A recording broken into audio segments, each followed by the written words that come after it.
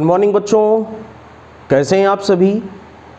I hope कि सभी अच्छे होंगे, सभी अपनी पढ़ाई को कंटिन्यूअसली निरंतर कर रहे होंगे।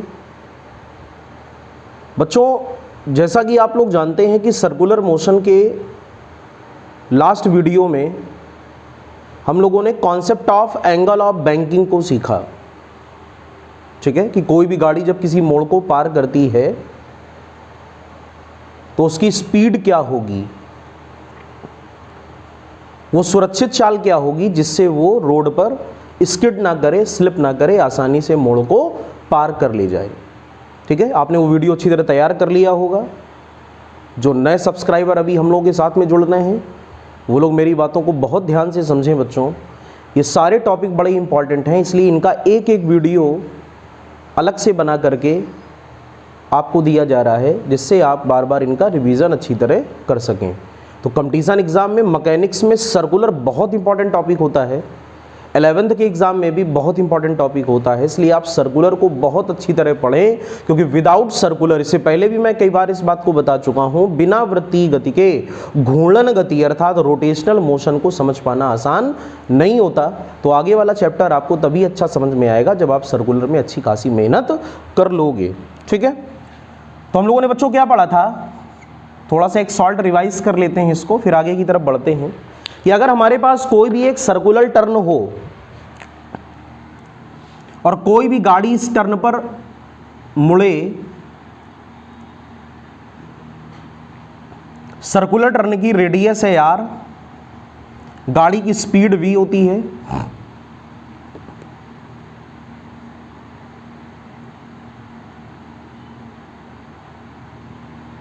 तो आपने पढ़ा था कि जो सेफ वेलोसिटी होती है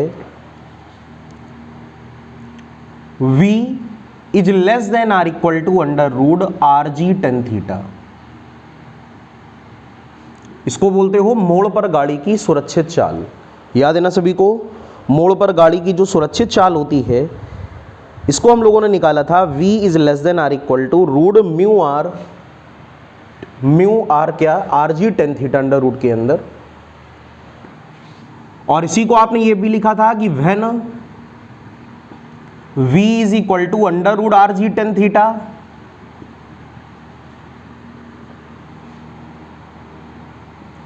then car will not be skid on the turn या ऑन द रोड। ठीक, कार स्किड नहीं करेगी रोड पर और आसानी से मुड़ जाएगी। ठीक है, इसको आपने बोला था safe velocity of the car, मोड़ पर गाड़ी की सुरक्षित चाल। थीटा को क्या बोलते हो, एंगल ऑफ बैंकिंग, झुकाव कोण। Theta is equal to angle of banking, जिसको झुकाव कोण कहा जाता है। ठीक है, और अगर इसका अलग से फार्मूला देखो तो बहुत इंपॉर्टेंट फार्मूला आया था, tan theta is equal to we square upon are g. Most important formula for the examination. ठीक है, तो सभी लोग ध्यान दें, tan theta is equal to we square by are g. इस पर कई न्यूमेरिकल्स होते हैं जो आप आसानी से निकाल लोगे कि सड़क को जो झुकाया जाता है, सड़क का जो बाहरी किनारा अंदर वाले किनारे से जो कुछ उठाया जाता है वो एंगल ऑफ बैंकिंग कितनी होती है। तो एंगल ऑफ बैंकिंग का फार्मूला होता है tan theta is equal to we square upon are g. ठीक है, फिर आपने ये भी शर्त पढ़ी थी कि अगर गाड़ी की चाल v is greater than under root r g tan theta हो जाए तो मोड़ पर गाड़ी फिसलेगी, then car slips on the road during the turning. मोड़ पर मुड़ते समय गाड़ी क्या कर जाएगी, फिसल जाएगी, अगर गाड़ी की चाल under root r g tan theta से कैसी है, ज्यादा। तो ये कंडीशंस पे ध्यान रखिएगा, बड़ा इंपॉर्टेंट है। जी की वैल्यू सब लोग जानते हो, न्यूमेरिकल में आपको गिवन होगी 9.8 मीटर पर सेकंड स्क्वायर या फिर g is equal to 10 metre per second square. ठीक है, एक्सीलरेशन ड्यू टू ग्रेविटी, और r क्या है, मोड़ की त्रिज्या, c is the centre, r is the radius of turn, r is equal to radius of turn. ठीक है, मोड़ की त्रिज्या। तो ये पूरा कॉन्सेप्ट सबको समझ में आ गया। जिनको ना समझ में आया हो वो दोबारा इसको फिर से समझ लें मन लगा करके, और इसको कॉपी में आप नोट कर लें, ठीक है। तो कोई भी न्यूमेरिकल आएगा इसका तो आप आसानी से इसको कर ले जाओगे। तो कुछ सॉल्व क्वेश्चंस इस पर तैयार कर लेना जो बड़े इंपॉर्टेंट हैं। 11th के स्टूडेंट खास तौर से ध्यान दें। आप लोगों ने पढ़ा होगा कि जब कोई भी साइकिल सवार या जब कोई भी बाइसिकल राइडर किसी सर्कुलर टर्न पर मुड़ता है, वृत्तीय मोड़ पर मुड़ता है, तो अपने आप को मोड़ के केंद्र की ओर झुका लेता है। इसका कारण क्या था कि साइकिल सवार अपने आप को मोड़ के केंद्र की ओर क्यों झुकाता है? क्योंकि उसको मुड़ने के लिए एक अभिकेंद्र बल की आवश्यकता होती है, और वो अभिकेंद्र बल साइकिल सवार को मोड़ पर झुकने से प्राप्त हो जाता है। इसलिए वो अपने आप को मोड़ के सेंटर की ओर झुका लेता है। अलग अलग कंपटीशन एग्जाम में इस प्रकार के शॉर्ट क्वेश्चन ऑब्जेक्टिव बना भी दिए जाते हैं कि साइकिल सवार अपने आप को मोड़ के केंद्र की ओर झुकाता है क्यों? इसका बस सिंपल यही आंसर है, उसको पर्याप्त अभिकेंद्र बल सेंट्रीपिटल फोर्स आसानी से मिल जाए, इसलिए वो अपने आप को टर्न की ओर थोड़ा सा झुका देता है। ठीक, फिर उसके बाद याद करिए आप लोगों ने पढ़ा था कि जो ट्रेन की पटरियां होती हैं उनको भी बिछाते समय बाहर वाली पटरी को अंदर वाली पटरी से थोड़ा सा स्लोप पे रखा जाता है, ऊपर उठा करके। इसका भी क्या कारण है? इसका भी वही रीज़न जो भी मैंने आपको बताया कि ट्रेन की पटरियों को बिछाते समय बाहर वाली पटरी को अंदर वाली पटरी से क्यों उठाया जाता है? तो इसका भी प्रमुख कारण था अभिकेंद्र बल के कारण, ड्यू टू सेंट्रीपिटल फोर्स। ठीक है, ट्रेन का साइज क्या होता है? बहुत बड़ा, आकार बहुत बड़ा होता है। तो साइकिल की तरह ट्रेन का ड्राइवर तो ट्रेन को झुका नहीं देगा। क्यों भाई? साइकिल या मोटरसाइकिल जब चलाते हो, बाइक जब चलाते हो, तो अपने आप को मोड़ के सेंटर की ओर थोड़ा सा झुका देते हो आसानी से, क्योंकि बाइक और साइकिल का जो वजन होता है वो इतना ज़्यादा नहीं होता, इनको आसानी से झुकाया जा सकता है। लेकिन आप ये सोचो, उम्मीद करो ट्रेन के ड्राइवर से कि वो भी ट्रेन को मोड़ के सेंटर की ओर अचानक झुका दे, सबको रिस्क में लेकर के, हैं? तो ऐसा पॉसिबल नहीं है, क्योंकि ट्रेन का साइज क्या होता है? बहुत ही बल्कि होता है, बड़ा साइज होता है। इसलिए एक काम किया जाता है, बाहर वाली पटरी को अंदर वाली पटरी से कुछ उठा दिया जाता है, सम हाइट, टिल्ड कर देते हैं, जिससे जब ट्रेन मोड़ को पार करती है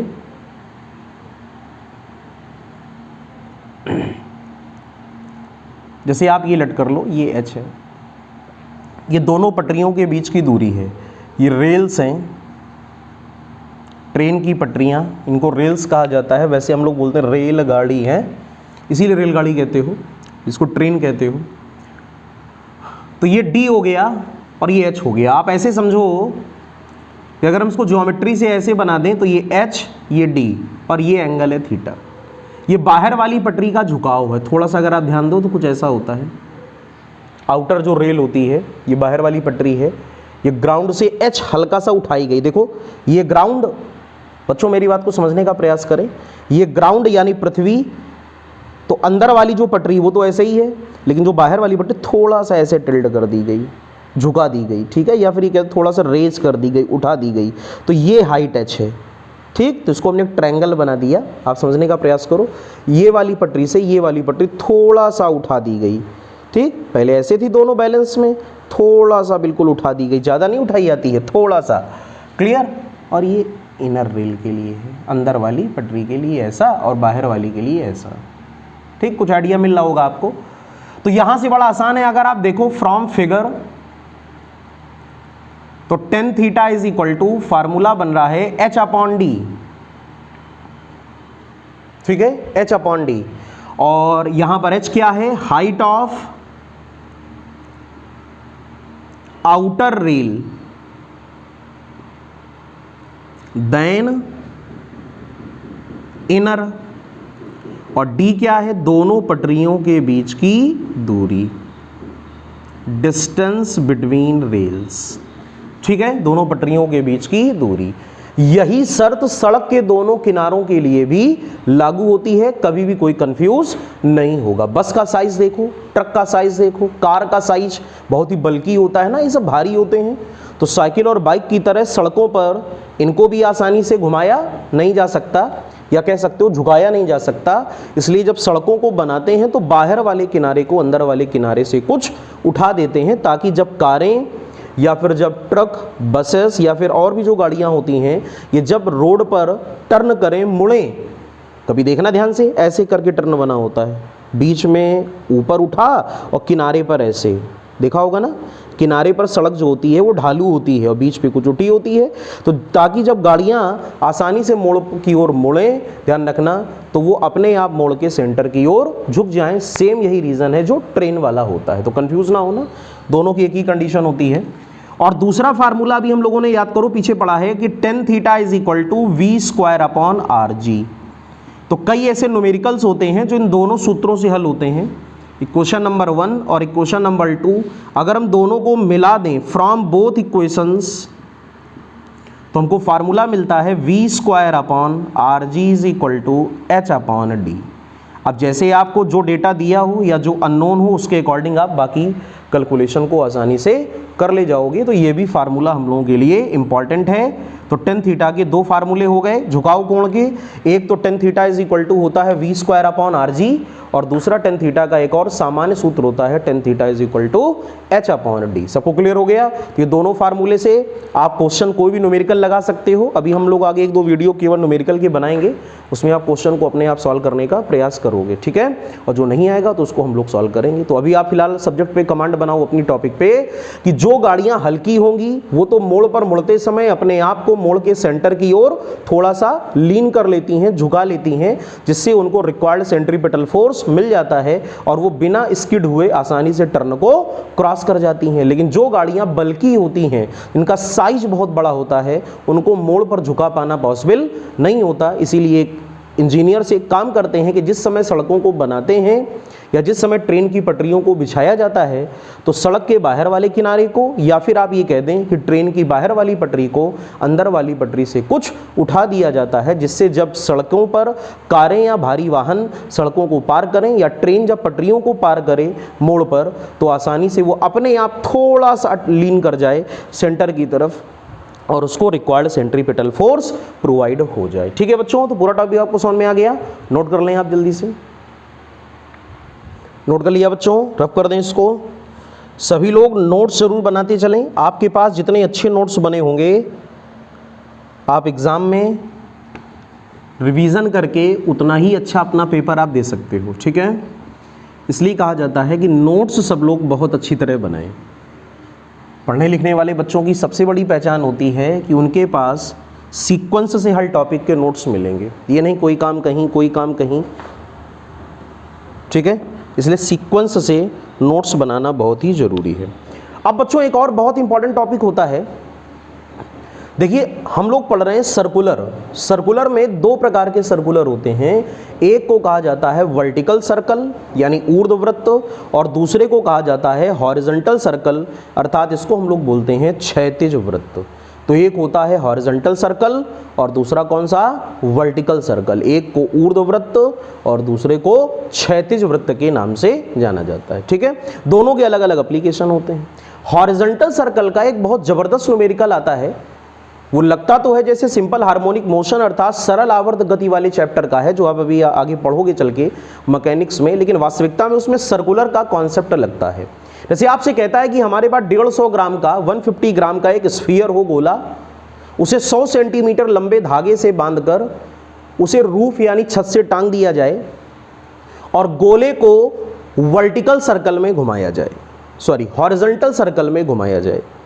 एक गोला है स्फीयर, उस स्फीयर को एक धागे से बांधा गया, धागे का दूसरा सिरा छत से बांध दिया गया सीलिंग से, और उसके बाद आपसे कहा गया कि आप ये बताएं कि जब गोले को या स्फीयर को, यहाँ पर स्फीयर ऐसे टाइट है, आप समझने का प्रयास करो, साइंस के स्टूडेंट हो, जब यहाँ पर वो स्फीयर बंधा हुआ ये धागा है तो ये पेन, लेकिन हमने माना कि ये एक थ्रेड है, धागा स्ट्रिंग, तो जब आप इसको ऊपर वाले सिरे पर पाइवोट कर दोगे, फिक्स कर दोगे और स्फीयर को इस प्रकार घुमाओगे, ठीक है, तो इसको कौन सा सर्कल कहा जाता है? इसे हॉरिजॉन्टल सर्कल कहा जाता है। कौन सा? हॉरिजॉन्टल सर्कल अर्थात क्षैतिज वृत्त के नाम से जाना जाता है।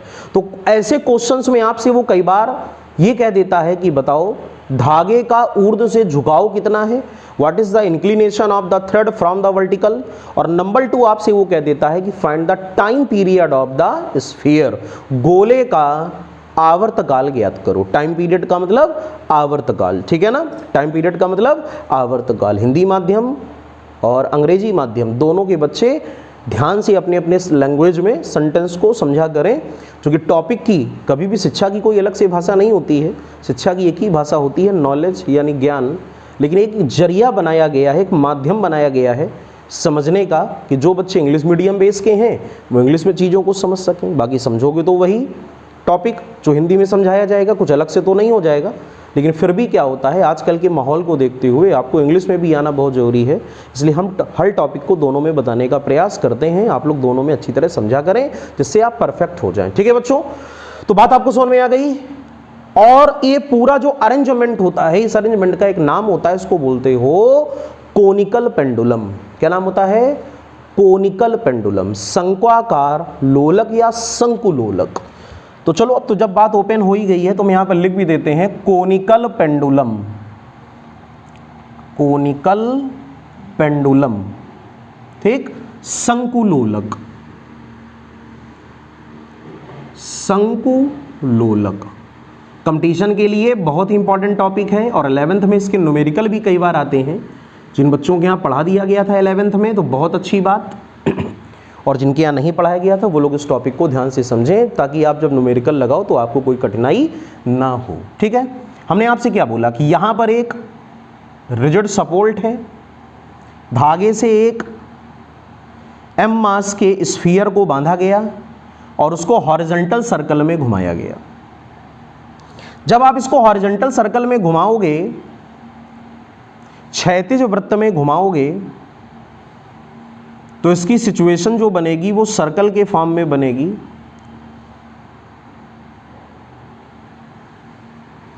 अभी आपको ऐसा लग रहा होगा जैसे ये सिंपल पेंडुलम अर्थात सरल लोलक की तरह बना है, लेकिन इसको हम स्फेरिकल यानी स्फीयर की तरह बना देते हैं। अब आपको दिख रहा होगा कि एक प्रकार का ऐसे ऐसे करके हमने एक हॉरिजॉन्टल सर्कल अर्थात क्षैतिज वृत्त का निर्माण किया है। और क्लियर कर दें क्या इसको? स्ट्रेट लाइन लग रही होगी,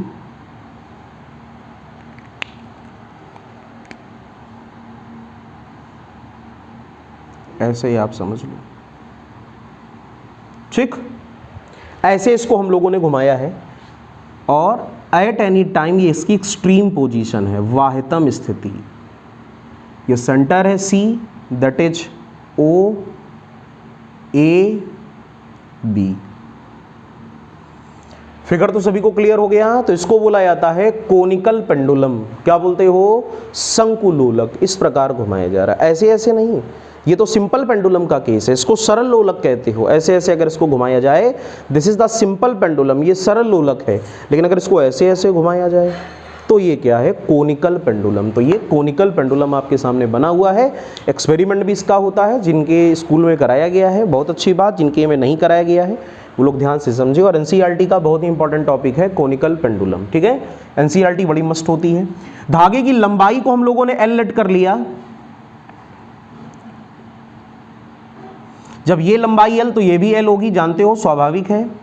और धागे का जो तनाव बल है, टेंशन फोर्स, वो है कैपिटल टी, ठीक। एम मास की बॉडी का जो वेट होगा वो होगा mg वर्टिकली डाउनवर्ड। जो गोला इसका भार होगा mg ऊर्ध्वाधर ऊपर की ओर। अब यहां पर हम लोगों ने कैपिटल टी को दो कंपोनेंट में रिजॉल्व किया। ऊर्ध्वाधर से यानी वर्टिकल से धागे के झुकाव को लिट किया theta. Theta is the inclination, इसको झुकाव माना हम लोगों ने। तो उसके बाद में कैपिटल टी के हम लोगों ने बच्चों दो कंपोनेंट कर लिए। जब ये एंगल थीटा तो ये भी एंगल थीटा, जानते हो सभी लोग, कई बार मैंने बताया है। तो ये कंपोनेंट होगा टी कॉस थीटा और ये कंपोनेंट होगा टी साइन थीटा। दोनों कंपोनेंट आपको समझ में आ गए। एक घटक कौन सा? ऊर्ध्वाधर, और दूसरा कौन सा? क्षैतिज। एक होगा टी साइन थीटा और एक कौन सा होगा? T cos theta. और ये जो क्षैतिज वृत्त बन रहा है, हॉरिजॉन्टल सर्कल, इसकी रेडियस को हम लोगों ने लेट किया आर। ऐसे सारी चीजें क्लियर हो गई क्या? बताइए, सारी बातें आपको समझ में आ गई। m क्या है? Mass of sphere. m is equal to mass of sphere, गोले का द्रव्यमान। t क्या है? Tension force in the string, धागे का तनाव बल। थीटा क्या है? ऊर्ध्वाधर से झुकाव, inclination. Of string from vertical, ऊर्ध्व से झुकाव, थीटा हो गया, क्लियर। एल क्या है, धागे की लंबाई, लेंथ ऑफ स्ट्रिंग, धागे की लंबाई, लेंथ ऑफ स्ट्रिंग। आर क्या है, रेडियस ऑफ हॉरिजॉन्टल सर्कल, क्षैतिज वृत्त की त्रिज्या को स्मॉल आर से जाना जाता है, ठीक है बच्चों। और mg जानते हो, mg को बोलते हो वेट ऑफ स्फीयर। नोट कर लें सभी लोग ये कॉपी में, सारी चीजें आप लिख लें, बिल्कुल जल्दबाजी ना करें।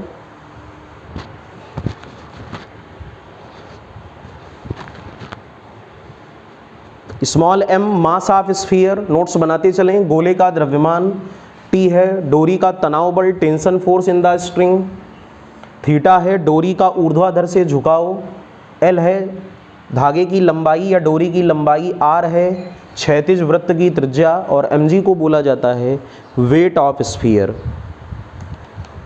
mg को बोला जाता है वेट ऑफ स्फीयर।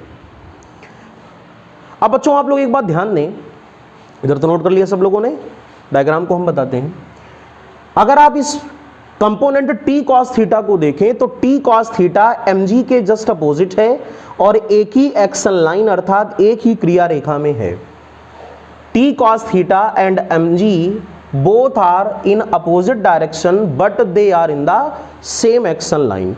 तो t cos थीटा किसको बैलेंस करेगा, t cos theta weight mg को बैलेंस करता है। mg क्या है, स्फीयर का वेट यानी भार, और t cos थीटा mg को क्या करेगा, बैलेंस करेगा। तो शंकु लोलक में, कोनिकल पेंडुलम में t cos थीटा हमेशा किसको बैलेंस करता है, mg को। दूसरा देखो t sin थीटा किधर है, सेंटर की ओर। देखो ये वृत्त है, सर्कल, ये सेंटर हो गया, तो t sin थीटा किधर है, टुवर्ड्स द सेंटर, और सेंटर की ओर जो फोर्स लगता है उसको आप लोगों ने पढ़ा था, अभिकेंद्र बल, सेंट्रीपिटल फोर्स। इसका मतलब t sin थीटा इस पेंडुलम को, या फिर ये कह दो कि इस स्फीयर को कौन सा फोर्स प्रोवाइड करता है, सेंट्रीपिटल फोर्स अर्थात अभिकेंद्र बल। तो दोनों बातें आपको समझ में आ गई। तो पहला क्या बना, t cos थीटा, ये क्या देगा, किसको बैलेंस करता है, वेट को, mg, तो इक्वेशन नंबर 1। और t sin थीटा क्या प्रोवाइड करेगा, centripetal force mv square by r. ठीक है, v क्या है, स्फीयर की स्पीड है, किसमें, सर्कल में। तो t sin theta is equal to mv square by r. ठीक है बच्चों, इधर का ये पार्ट रफ कर दें क्या, दोनों इक्वेशंस आपको समझ में आ गई। अब हम लोग इनको डिवाइड कर दें, इक्वेशन 2 अपॉन इक्वेशन नंबर 1। तो t sin theta upon t cos theta is equal to mv square by r upon mg। ठीक है, m से m क्या हो गया, कैंसल, t से t क्या हो गया, cancel, sine theta upon cos theta, tan theta, तो tan theta is equal to v square upon are g. इस फार्मूले से आपका परिचय पहले भी हो चुका है। ठीक, एंगल ऑफ बैंकिंग के कॉन्सेप्ट में tan theta is equal to we square upon are g आया था, यहां पर भी tan theta is equal to कितना आ गया, v square upon are g. Clear हो गया सभी लोगों को, इतनी बात अच्छी तरह समझ में आ गई।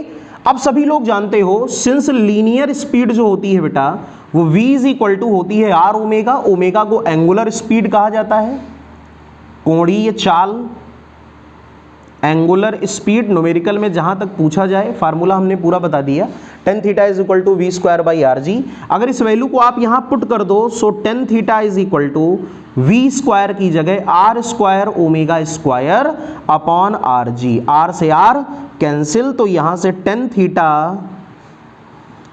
Ten theta is equal to आ गया R omega square upon G. तो अगर कोई न्यूमेरिकल या कोई प्रॉब्लम v के टर्म में है तो v square by are g tan theta apply कर देना, और अगर किसी प्रॉब्लम में v ना होकर के ओमेगा है तो tan theta is equal to R omega square upon G. ठीक है, इक्वेशन नंबर 4, सबको उतना पूरा टॉपिक समझ में आ गया।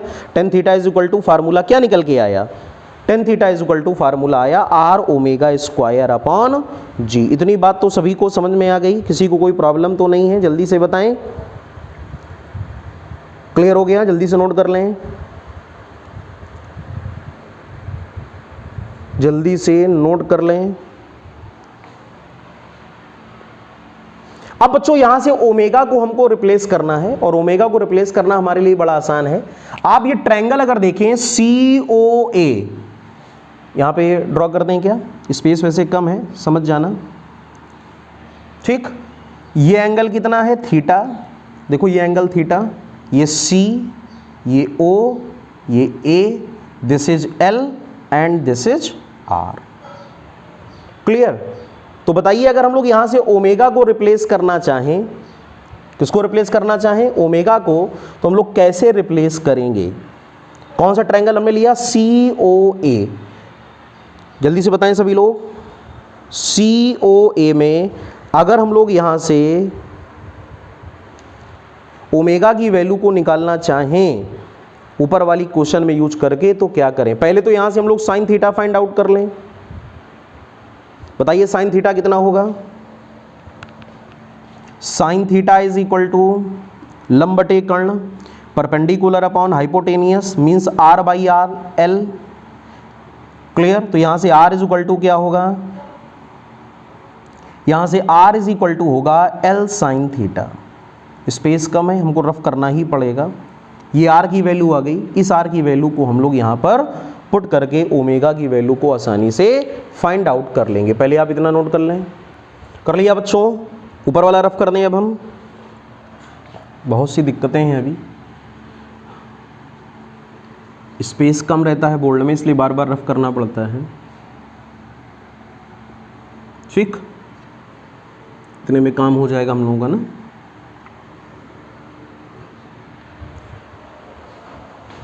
चलिए इस R की वैल्यू को हम लोगों ने यहां पर पुट किया। So tan theta is equal to R की जगह L sine theta into omega square upon G। Tan theta की जगह sine theta upon cos theta is equal to L sine theta omega square upon G। Sine theta से sine theta cancel, तो यहां पर कितना आया बताएं, cos theta into L omega square is equal to G। तो omega square is equal to G upon L cos theta. ये omega square की वैल्यू, तो omega is equal to under root G upon L cos theta. ठीक, ये important है, इस फार्मूले को भी लर्न कर लेना। कोनिकल पेंडुलम में ओमेगा का formula, omega is equal to under root G upon L cos theta. अब हमको क्या निकालना है, time period of conical pendulum. तो बड़ा आसान है, इसको रफ कर दें। सभी लोग जानते हो टाइम पीरियड का फार्मूला होता है T is equal to 2 pi by omega. Time period का फार्मूला होता है T is equal to 2 pi by omega. Omega की वैल्यू को आप यहां रख दें। ओमेगा की वैल्यू कितनी है, under root G upon L cos theta. Clear? और इसी को आप लोग क्या लिख सकते हो, T is equal to 2 pi under root L cos theta upon G। ये ऊपर चला गया। ठीक, बंद कर दिया हमने ब्रैकेट में। और this is the most important formula for the time period of conical pendulum. तो कोनिकल पेंडुलम के टाइम पीरियड का जो फार्मूला होता है बच्चों, वो क्या होता है, T is equal to 2 pi under root L cos theta upon G। This is the most important application of circular motion. वृत्तीय गति का बहुत इंपॉर्टेंट एप्लीकेशन है कोनिकल पेंडुलम का टाइम पीरियड। अब अगर कोई न्यूमेरिकल आएगा तो हमने पूरा फार्मूला समझ लिया। अब हम लोग डायरेक्ट वहां पर क्या अप्लाई कर देंगे, T is equal to 2 pi under root L cos theta upon G। कई बार बच्चे, जैसे मैंने इसको कई बार डायरेक्ट भी बताया है, तो बच्चे कह देते हैं सर ये कहाँ से आ गया, हमारा रूट L बाई G तो पढ़ा हुआ है, सिंपल पेंडुलम सरल लोलक का टॉपिक होता है, लेकिन कंपटीशन में कई बार बच्चों के यहाँ नहीं पढ़ाया जाता है ये टॉपिक, तो कंफ्यूज हो जाते हैं। तो मैंने पूरा आपको तरीका बता दिया कि कोनिकल पेंडुलम अगर कोई है तो उस कोनिकल पेंडुलम के टाइम पीरियड का फार्मूला क्या होगा, T is equal to 2 pi under root L cos theta upon G। Clear? सभी को समझ में आ गया होगा? बोले सभी को ये बात समझ में आ गई? जैसे जैसे थीटा बदलेगा वैसे वैसे T चेंज होगा, जैसे जैसे थीटा चेंज होगा वैसे वैसे टी चेंज होगा। थीटा देखो ये है ना, थीटा जैसे जैसे चेंज होगा वैसे वैसे टी भी चेंज होगा। तो टी किस पर डिपेंड करता है? एल पर, जी पर और थीटा पर। किसके लिए? ये ऑब्जेक्टिव है, याद कर लेना। शंकु लोलक में in the case of conical pendulum capital T किस पर डिपेंड करता है? एल पर, जी पर और थीटा पर डिपेंड करता है। अगर थीटा की वैल्यू क्या हो जाए? जीरो। अगर थीटा की वैल्यू क्या हो जाए? जीरो। आप ये समझो, देखो कोनिकल पेंडुलम ऐसे ऐसे करता है ना, ठीक, तो ये थीटा यहाँ से बनता है, ये थीटा। अगर थीटा जीरो हो जाए तो ये ऐसे ऐसे करने की बजाय अब ये ऐसे ऐसे टू एंड फ्रो मोशन करेगा, ठीक है, पीरियोडिक मोशन, आवर्ती गति, और इसीलिए इसका नाम पड़ जाएगा सिंपल पेंडुलम। तो अगर इस स्फीयर को, मेरी बात को आप लोग समझ रहे हैं ना ध्यान से, अगर आप गोले को ऐसे ऐसे घुमा रहे हैं वृत्त में तब तो ये कोनिकल पेंडुलम है, लेकिन अगर थीटा की वैल्यू जीरो हो जाए तो ये ऐसे ऐसे घूमेगा। अब ये केस हो जाएगा सिंपल पेंडुलम का। थीटा की वैल्यू अगर जीरो हो जाएगी तो कॉस जीरो की वैल्यू सब लोग जानते हो, theta is equal to zero, तो कॉस जीरो हो जाएगा 1, और कॉस जीरो अगर हो जाएगा 1 तो T is equal to 2 pi root L upon G. When theta is equal to 0 degree then T is equal to 2 pi root L upon G. ठीक है, अब ये जो पेंडुलम होगा वो कुछ इस प्रकार ऐसे मोशन करेगा, ऐसे ऐसे टू एंड फ्रो मोशन। अब ये ऐसे ऐसे नहीं घूमेगा, कंफ्यूज मत होना ना। अब ये ऐसे ऐसे मोशन करेगा, ये एल हो जाएगा, ठीक, ये सी, ये ए, या इसको सी कह दो, ये ए, बी और ओ, ये मीन पोजीशन कहलाती है, और बाकी सारी कहानी वैसे ही। तो फार्मूला बनेगा T is equal to 2 pi root L upon G, जो कि सरल लोलक का आवर्तकाल होता है, time period of simple pendulum. ठीक है, तो यहां से भी हम लोग सिंपल पेंडुलम में जा सकते हैं, और अलग से तो सिंपल पेंडुलम आप पढ़ोगे ही कहां पर? सिंपल हार्मोनिक मोशन अर्थात सरल आवर्त गति में। ठीक है, नोट कर लें इसको जल्दी से, सभी को समझ में आ गया? कोनिकल पेंडुलम की प्रॉब्लम तो आप लोग कर लोगे। अब शंक्वाकार लोलक का टाइम पीरियड क्या होता है? t is equal to 2 pi under root L cos theta by G, और सिंपल पेंडुलम का क्या होता है? t is equal to 2 pi under root L upon G. ठीक है, अब जैसे अगर हम लोग इन्वर्टेड कोन की बात करें, इन्वर्टेड कोन का मतलब हुआ उल्टा रखा हुआ कोन। वैसे कोन जो होता है वो भी आपने पढ़ा, कोनिकल पेंडुलम इस प्रकार का कोन एक था, ऐसे सर्कल बन रहा था। इसी को अगर हम लोग इन्वर्ट कर दें, ऐसे मानो, दिख रहा है, बहुत ही नुकीला कोन बन गया है। आइसक्रीम की याद आ रही होगी इसको देख करके आप लोगों को, है आइसक्रीम में ऐसे ही कोन होता है ना, क्यों भाई बोलते नहीं हो यार तुम लोग? ऐसे ही कोन होता है, चलो कोई दिक्कत नहीं, ऐसे मान लें। ये इस प्रकार का एक कोन है, उसको हमने ऐसे रखा हुआ है। कॉन्सेप्ट जरा बच्चों ध्यान देना, बहुत इंपॉर्टेंट कॉन्सेप्ट आपको पढ़ाने जा रहे हैं। कोई भी एक m मास का पार्टिकल इस कोन की दीवारों पर क्षैतिज वृत्त बनाता है। ये m मास का पार्टिकल है, इस प्रकार घूम रहा है।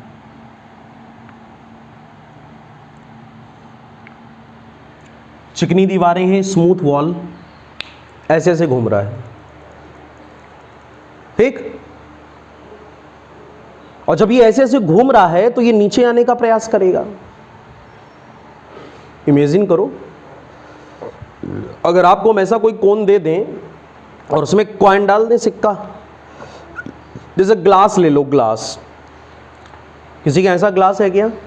ऐसा ग्लास तो नहीं होगा, फिर भी मान लो, चलो नीचे थोड़ा सा सकरा होता है, ग्लास, पानी पीने वाला ग्लास, स्टील का ग्लास, उसमें अगर आप किसी कॉइन को डाल दो तो कॉइन कहाँ चला जाएगा? तली पे। ग्लास में पानी नहीं है, खाली ग्लास। और अब आप अगर उस ग्लास को पकड़ के ऐसे ऐसे घुमाओ तो कॉइन धीरे से बॉटम को छोड़कर कहाँ जाएगा? ऊपर आ जाएगा ना। ना हो तो प्रैक्टिकल करके देखो, साइंस के स्टूडेंट हो, अचंभित देखा करते हो। तो किसी भी ग्लास में अगर कोई कॉइन हम लोग डाल दें और ग्लास को तेजी से ऐसे ऐसे रोटेट करें, घुमाएं, तो कॉइन नीचे तली को छोड़कर कहाँ जाएगा? ऊपर आ जाएगा, तो कॉइन भी घूमेगा। वैसे ही आप ये मान लो, अगर हम लोग ग्लास की स्पीड को धीमा कर दें तो कॉइन कहां चला जाएगा? नीचे। कभी ना कभी देखा जरूर होगा, ना देखा हो तो देखो। और अगर आप कॉइन की स्पीड को इतना मेंटेन रखो कि वो नीचे ना जाए,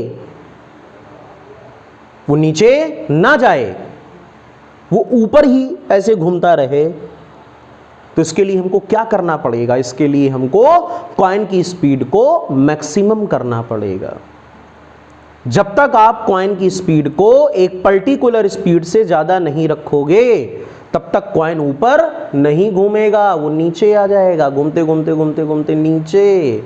हम चाहते हैं घूमते घूमते घूमते घूमते ऊपर, वो ऊपर ही बना रहे। अरे इतना समझाना पड़ रहा है, समझ में तो आ गया होगा। वैसा ही है ये। तो ये जो एक पार्टिकल है, आप कॉइन लेट कर लो, कुछ भी लेट कर लो, ये इस प्रकार घूम रहा है। ये जिस सर्कल में घूम रहा है उसकी रेडियस आर है, ठीक है। ये सेंटर हो गया, ये रेडियस हो गई आर, और ये हाइट हो गई एच। फिगर तो सबको समझ में आ रहा होगा। और मैंने आपसे बोला कि आप बताएं इस कॉइन की या इस पार्टिकल की वो स्पीड क्या है जिससे वो आसानी से क्षैतिज वृत्त में घूमता रहे। Find the speed of the coin या speed of the particle from which it easily can be rotate in the horizontal circle. क्षैतिज वृत्त है ही बेटा, ये वर्टिकल नहीं है। सबको पूरी बात समझ में आ गई? आपको कॉइन की वो स्पीड निकालना है। 11th वालों, कंपटीशन वालों, ध्यान से समझो। जब तक कॉन्सेप्ट नहीं आएगा फिजिक्स में, तब तक आप हमेशा अधूरा ज्ञान लिए टहलोगे। डायरेक्ट सूत्रों को तब याद किया जाता है जब आपके कॉन्सेप्ट क्लियर हो। आजकल कोई भी एग्जाम इतना हल्का नहीं आता कि आप सीधे फार्मूला अप्लाई करो आंसर आ जाए। इसलिए समझना बहुत जरूरी है। अपने साथ कतई आप ये गलतियां मत करो। बड़ी बड़ी कोचिंग्स में मोटी मोटी फीस लेकर के सारे कॉन्सेप्ट पढ़ाए जाते हैं। मैं आपको यूट्यूब में पढ़ा रहा हूँ किस लिए?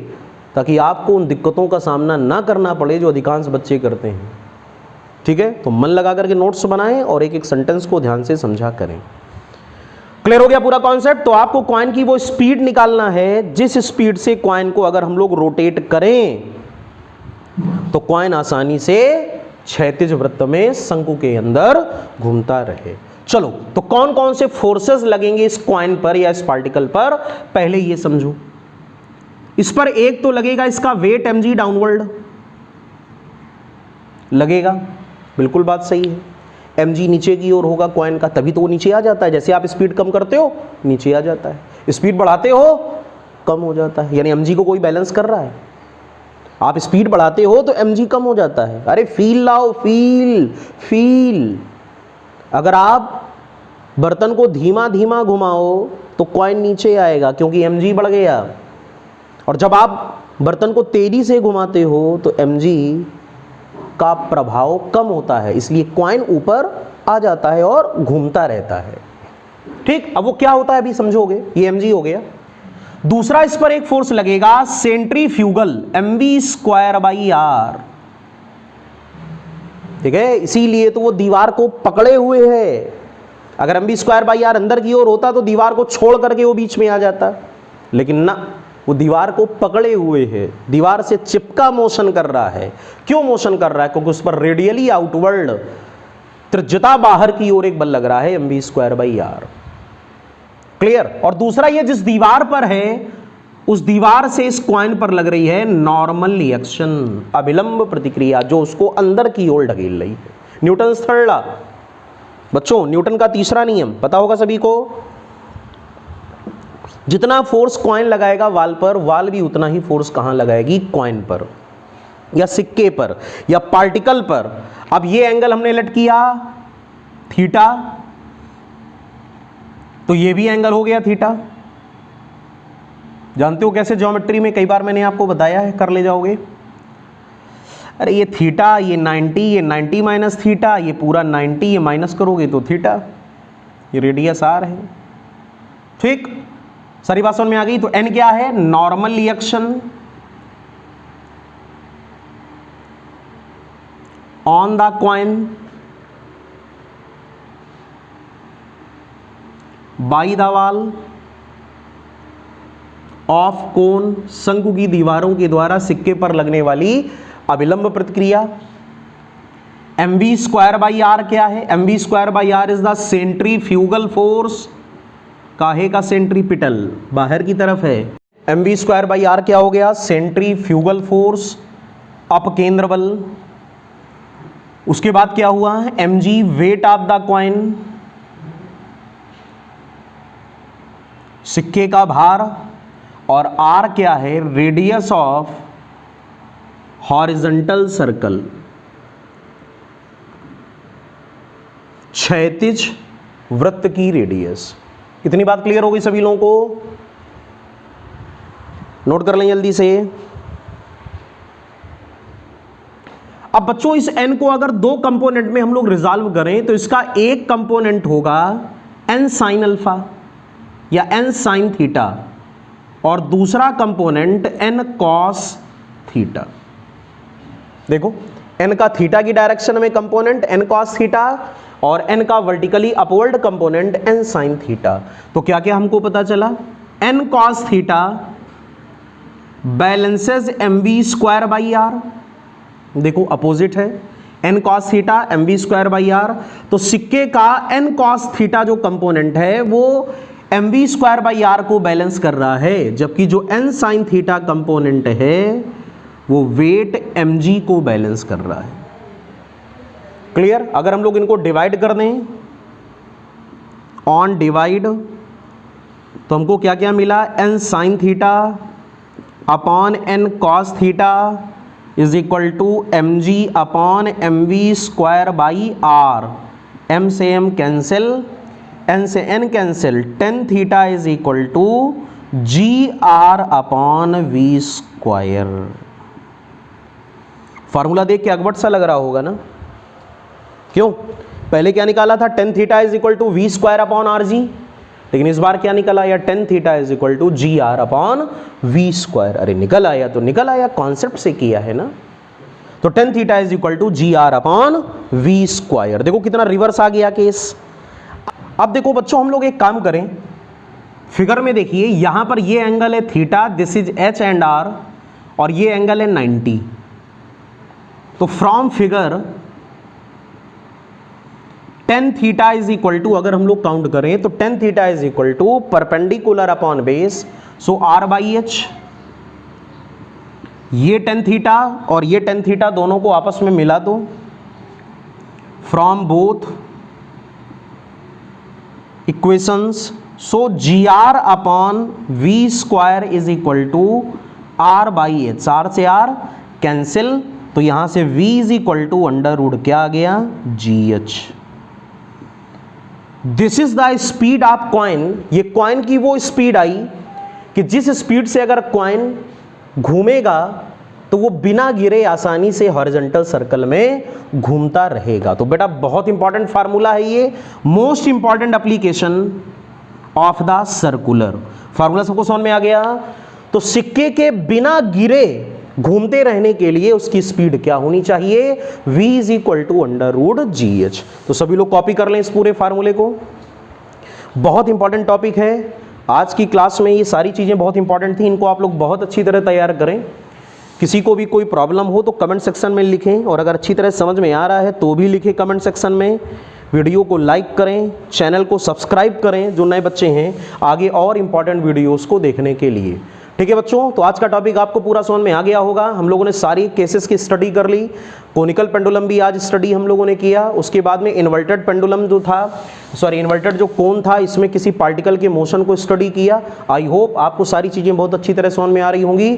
तो आप लोग इनकी कंटिन्यूसली तैयारी करते रहें, अपना ख्याल रखें। जिन्होंने चैनल को सब्सक्राइब नहीं किया है उस चैनल को सब्सक्राइब करें, ताकि लगातार आपको नए वीडियोज़ ऐसे ही मिलते रहें और आप लोग अपनी तैयारी को बस ऐसे ही मन लगा करके पढ़ते रहें। तो नेक्स्ट वीडियो में नए टॉपिक के साथ आपसे फिर से मुलाकात होगी। तब तक आप लोग अपना ख्याल रखें, पढ़ाई को करते रहें। जय हिंद, जय भारत।